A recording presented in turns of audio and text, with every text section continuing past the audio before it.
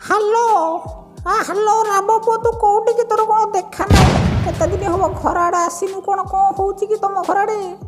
ଆରେ ତ ଦେଖା ନାହିଁ କ'ଣ କରୁଛୁ କରେ ଫୋନ୍ କ'ଣ କରୁନୁ ଜମା ଫୋନ୍ କରିବା କ'ଣ ଦରକାର ଖୋଜୁଥିବା ଜିନିଷ ଯଦି ହାତ ପାଖରେ ମିଳିଯାଏ ତାହେଲେ ଫୋନ୍ର କିଛି ଆବଶ୍ୟକ ହିଁ ନଥାଏ ତ ମୁଁ ମୋ ହାତ ପାଖ ଜିନିଷରେ ମୁଁ ଠିଆ ହେଇଛି। ଆଚ୍ଛା ତୋ ହାତ ପାଖ ଜିନିଷ ଟିକେ ଆମକୁ କ'ଣ ଦେଖେଇବୁନି? ଆଚ୍ଛା ତୁମକୁ ଦେଖିଲେ କ'ଣ ହେବ କିଛି ଫାଇଦା ହେବନି ତୁମେ ଦେଖିଲେ ହିଁ ପାଗଳା ମିଳିଆ ହେବ ମୁଁ ତେଣୁ ତୁମକୁ ଦେଖେଇବିନି ଯେତେବେଳେ ସମୟ ଆସେ ଅଟୋମେଟିକାଲି ତୁମକୁ ଦେଖିବି ତୁମେ ଟିକେ ଧୈର୍ଯ୍ୟ ଧରି ଠିଆ ହେବା ଦରକାର କାରଣ ମୁଁ ଯାହାକୁ ଖୋଜୁଥାଏ ସେ ମୋ ପାଖରେ ହିଁ ଅଛି ରେ ବାବା। ହଉ ତୋ ପାଖରେ ଥାଉ ମୁଁ ଟିକେ ଆସେ ମୋ ସୋନାଲି କ'ଣ କରୁଛି ମୁଁ ଟିକେ ଦେଖିକିନି ଆସେ। ଠିକ୍ ଅଛି ତୁମେ ତାହେଲେ ଆସେ ଦେଖିପାର। ସୋନାଲି ତୁ ଏଠି କ'ଣ କରୁଛୁ କିଲୋ ଆବେ ହରିଆ ପୁଅ ତୁ ଆମ ସାଙ୍ଗରେ ଫୋନ୍ ଗପୁଥିଲୁ ଏଠି କ'ଣ ଫୋନ୍ ଆସେ ମୋ ଝିଅ ସାଙ୍ଗରେ ଗପିଲୁ। ଆହା କି କଥା ତୁମେ କହିଲ ମୋ ସମୟଟା ଏମିତି ଗଡ଼ି ଯାଉଛି ମୁଁ ତୁମ ଘରେ ଆସି କେତେବେଳେ ପହଞ୍ଚିଲେ ମୁଁ ବି ଜାଣିପାରିନି ଫୋନ୍ ଗପିବି କ'ଣ କହିବି। ସୋନାଲି ତୁ ଘରକୁ ଯା ଏଠି ଟିକେ ଯାତ୍ରା କଲେ ମୁଁ ଆସେ ଗପ ସେ କେତେବେଳେ ଘରେ ପହଞ୍ଚିଲେ ମୁଁ ବି ଜାଣିପାରିନି ଏମିତିଆ କଥା ସବୁ ହେଲେ ଆସି ଗୋଟେ କାମ ଥିଲା ମୁଁ ସେଇଥିପାଇଁ ତତେ କଲ୍ କରିଥିଲି କହୁଥିଲି କ'ଣ କି ଆମ ବିଲରେ କାକୁଡ଼ିଟିଏ ଲାଗିଛି ସେ ହରିଆ ହେଇଛି ମଜୁରୀ ତା ସାଙ୍ଗେ ଟିକେ ଯାଉଁ ଟିକେ ସାହାଯ୍ୟ କରିଦେବୁ କ'ଣ ନେବା କଥା ନେବୁ ଆଉ।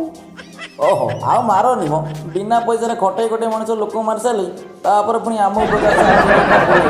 ହରିଆ ସବୁ କାମ ସାରିପାରିବନି ମୁଁ ବା କାହିଁ ଯିବି ସେ ତାର ପଇସା ନେବ ମୁଁ ସେଠି କ'ଣ ବେଠି କଟିବି ନା କ'ଣ ତୁମେ ଆଜି କେତେ ଲୋକ ଡାକୁଛ କେତେ ଲୋକ ପଇସା ଦେଉନ ମୁଁ ଖାଲି ତୁମ ଟିକେ ସେଣ୍ଟର ଉପରେ ନଜର ପଡ଼ିଯାଉଛି ମୁଁ ତୁମ ଘର ଟିକେ ପଳେଇ ଯାଉଛି ଜାଣିଲ ନା ତୁମେ ମୋତେ ସେମିତି କିଛି କହିବନି ପଇସା ନେବ ଖାଲି ଦେବନି ମୁଁ ମାଗଣା କଟି ପାରିବିନି ଆଉ ଯାହା ଯଦି ଟଙ୍କା 400 ଦେବ ତାହେଲେ ଯିବି ନହେଲେ ଯିବିନି ବୁଝିଲୁ ନା। ତାଇଲ ରାମ ପୁଅ ତମେ ଖାଲି ବାପ ପୁଅ ଖାଲି ଟଙ୍କା ହେଉଛ ଟଙ୍କାକୁ ମଲାବେଳେ ନେଇକିନା ଯିବ ଆରେ ଟିକେ ଲୋକକୁ ସାହାଯ୍ୟ କରିଥିଲେ ମନେ ପଡ଼ିବ। ଓହୋ ଆଉ କଥା କହି ମାରନି ମ ଯେତିକି ମାରିଲେ ଅଧିକ ପଡ଼ିବ ନହେଲେ କ'ଣ ନାହିଁ କ'ଣ ହେଇଯିବ ତୁମେ କ'ଣ ଆଉ କ'ଣ କଥା କୁହ ନହେଲେ ମୁଁ ଚାଲିଲି ବାବା। ଜାଣିଲୁ ସେ ରାମ ପୁଅ ମହାନୁଙ୍ଗୁରା ଅଛି ଦେଖୁନ ମୋ ସାଙ୍ଗରେ କଥା ହଉଛି ଆମ ଘରେ ପହଞ୍ଚିଗଲେ ପୁଣି ତୋ ସାଙ୍ଗରେ ଗପିଲେ କ'ଣ କହିବି ଏ ସବୁ ଲଜ୍ଜା କଳି ଯୁଗରେ ସବୁ କ'ଣ ଏମିତି ହୁଏ ମା କ'ଣ କହିବି କହିଲୁ। ହଉ ତୁ କାମ କର ଆଉ ଭୁଲ ବି ତା କଥାରେ ଗପିବୁନି ବୁଝିଲୁ ନା ତା ମୁଁ ଦେଖିବିନି ଯାଇ ତା ପାଖରେ ତୁ ଠିଆ ହେଇଥିବୁ ଯା ଘରକୁ ଶୋଇବୁ ଯା। ଗଛ ଲଗେଇବି ମୁଁ ଖାଇବ ଆଉ କିଏ ଆଉ ନା ମାଗଣା ଖାଇବାକୁ କୋଉଠି ଅଛନ୍ତି ଲୋକ ତ ଖଟେଇବା ପାଇନି ମୋର କୋଉ ନଜର ଆଙ୍କର କୋଉ ଭାଉଜ ପରିବା ନଉନ ପୁରା ଶସ୍ତା ଅଛି ଆଉ ବିଲାତି ବାଇଗଣ 150 ଟଙ୍କା କୋବି କିଲୋ 50 ଟଙ୍କା ଦେଶୀ ବାଇଗଣ 18 ଟଙ୍କା କିଲୋ ଆଉ କ'ଣ ନବା ନଉନ ପୋଟଳ କିଲୋ 80 ଟଙ୍କା ଆଉ କ'ଣ ନବ ସବୁଠୁ ଶସ୍ତା ନିଅ ନିଅ ନିଅ।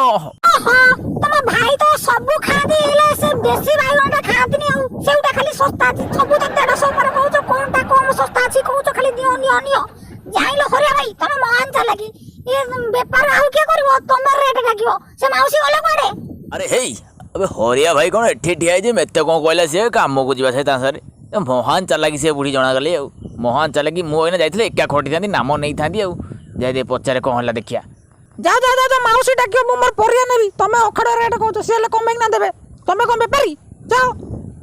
ଓହୋ ଭାଉଜ ତମେ ତ ଖାଲି ବ୍ୟସ୍ତ ହଉଛ ନିଅ ପରିବା ନିଅ ପୁରା ଶସ୍ତାରେ ଦିଆ ହବ ତମେ ଛାନିଆ କାହିଁ ହଉଛ। ଆରେ ହେ ରାମ ପୁଅ କ'ଣ ଏତେବେଳେ ମତେ ଦେଖା କରିଗଲେ କ'ଣ କାମ ଅଛି କି ତୋର କାମ ଅଛି ମାନେ ଏ ତମେ ଯାଇନ କି ଆଉ ସେ ବୁଢ଼ୀ କ'ଣ ମତେ କହିଲା ତମେ ତାର କାମକୁ ଯାଇଛ ଆଉ ତମେ ଏଠି ଆସି କ'ଣ ଇଏ କରୁଛ ମୋ ମୁଣ୍ଡ ଖାଇଲେ ମତେ କହୁଥିଲା ତୁ ଯା ମୋ ଟିକେ କ'ଣ ଲାଗିଛି ବିଲେରେ ଟିକେ କାମ କରିଦେବୁ ତମେ ଆଜି କ'ଣ ପରିବା ବିକୁଛ ଆଉ ସେ ମାଉସୀ ଗଲା ଗୋଟେ ପରିବା ବୋଲି ମାଉସୀ ଗଲା ଗୋଟେ ତମେ ଏଠି କ'ଣ କରୁଛ ମତେ ବି କହୁଥିଲା ରେ ମୁଁ କିନ୍ତୁ ଗଲିନି ଆଉ କିଏ ଯିବ ଯୋଉ ପାଗ ଦେଖୁଛୁ କିଛି କାମ ନାହିଁ ଘରେ କାହିଁ ନ କିଏ ଶୋଇବେ କାଦୁଅରେ କିଏ ଯିବ ପାଣି କାଦୁଅରେ କାମ କରିବାକୁ ଯା ମ ପଇସା ତ ଆସିବ ଆଜି ନହେଲେ କାଲି ଆସିବ ଟେନସନ୍ କାହିଁକି କାଦୁଅ ମାଦୁଅ ହେଇଛି କେତେ କ'ଣ ଭଙ୍ଗ ହେଇଥିବ ମୁଁ ଯିବାର ନାହିଁ ଯେତେବେଳେ କହିଦେ ତୁ ଯା ରେ ନାଇଁ ଭାଇ ମୁଁ କାହିଁ ଯିବା ସିଏ ତାର କହିଥିଲା ମୁଁ କାହିଁ ଯିବି ମୁଁ ଯିବାର ନାହିଁ ବୁଢ଼ୀ ବୋଧେ ମହାନ ଚାଲେକ ଅଛି ମତେ ଖଟେଇ ମାରିଥାନ୍ତା ଆଜି ଆଉ।